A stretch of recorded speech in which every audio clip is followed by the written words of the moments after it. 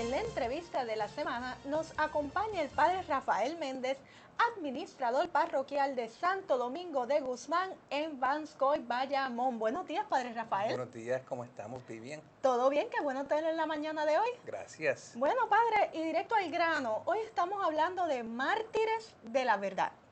Ese es el tema del periódico El Visitante de este domingo, mártires de la verdad, mártires en general. Y publica una reseña suya muy interesante donde se compara la figura de Monseñor Oscar Romero, arzobispo de El Salvador, quien fue asesinado celebrando la misa, con Monseñor Roberto González Nieves. Sí, eso es cierto.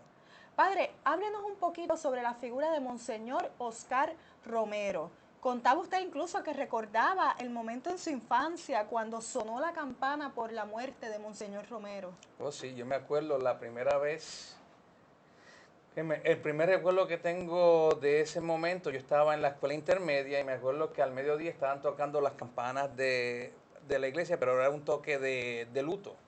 Y entonces yo salgo del mediodía a almorzar, voy a la parroquia y veo a un joven, un muchacho como yo, tocando la campana y le pregunto a Dios por qué están tocando la campana de la iglesia. Y el muchacho me dice, es que mataron a un arzobispo por allá por El Salvador y el padre mandó a tocar la campana en señal de duelo. Luego después, por los medios noticiosos, pues nos enteramos que era Monseñor Romero.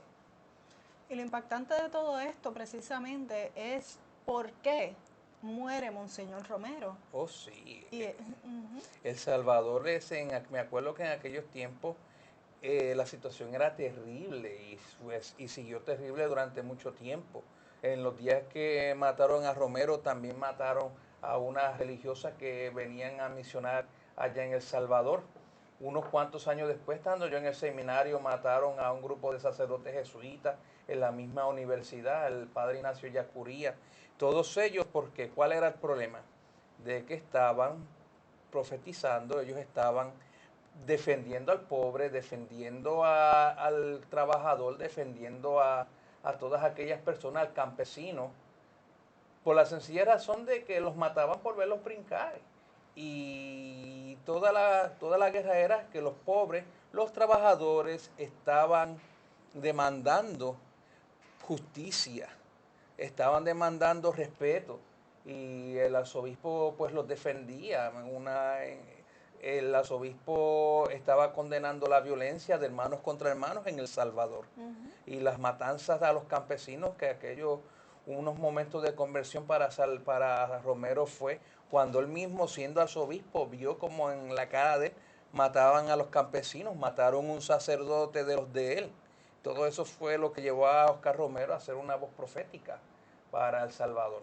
Bueno, y precisamente en el momento de la muerte, cuando él estaba celebrando la misa, sí, uno de los llamados que él estaba haciendo en la homilía era a estos hermanos salvadoreños que trabajaban como militares para el gobierno, a no matarás. Decían, bueno, es que ese es tu hermano también, tú estás matando a tu hermano.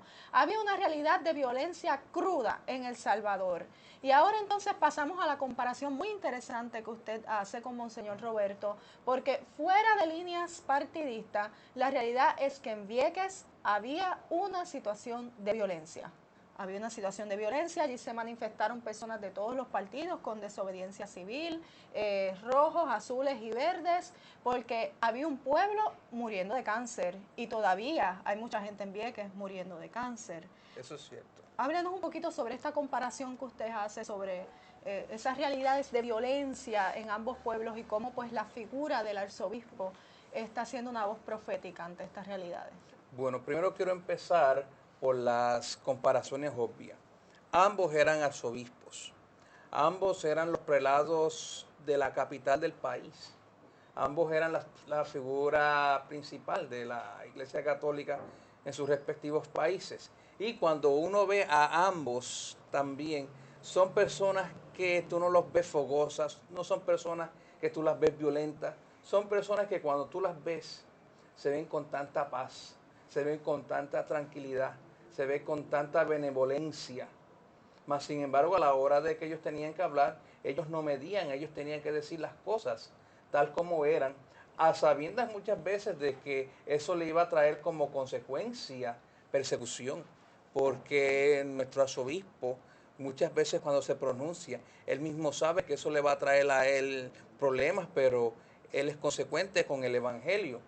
Cuando tú te pones a mirar el profetismo en la Biblia, el profetismo no es cuestión de predecir el futuro, el profetismo es, en nombre de Dios, denunciar el pecado, denunciar las injusticias, como bien dicen muchos profetas, defender al pobre, a la viuda, al huérfano.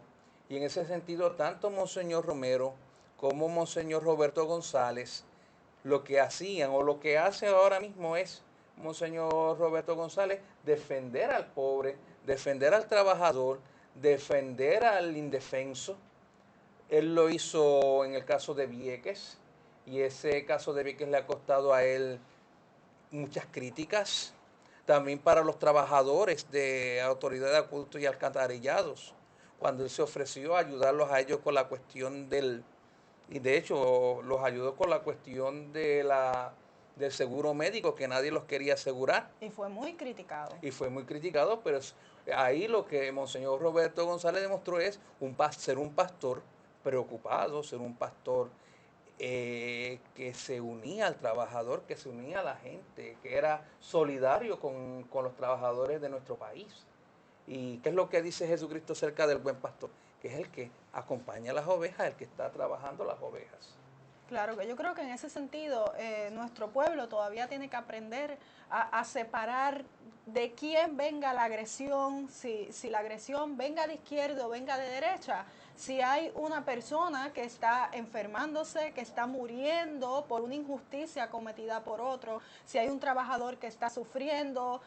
La iglesia tiene que hablar, aunque sea piedra de contradicción en ese sentido. Bueno, más información, la columna del padre Rafael, muy interesante en el periódico El Visitante de este domingo, que de hecho le hicieron un arte precioso, padre. Sí, me quedé bobo. Esa figura de Monseñor Roberto Octavio con Monseñor Romero detrás quedó increíble, quedó preciosa. Bello. Bueno, pues agradecemos al padre Rafael por haber estado con nosotros en la mañana de hoy.